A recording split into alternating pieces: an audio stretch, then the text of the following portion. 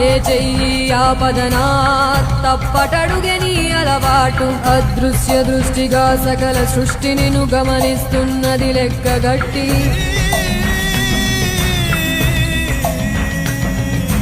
ఎంత బతుకు నీదెంత బతుకువో గుప్పెడు మెతుకుల కడుపు కొరకు ఎన్నాటలు వేటలు అవసరమా మనుజా మనుజా ఏ మారిత నిన్ను కబళిస్తుంది రమాయదారి పంజా కోరికొని తెచ్చుకో మాకు కర్మ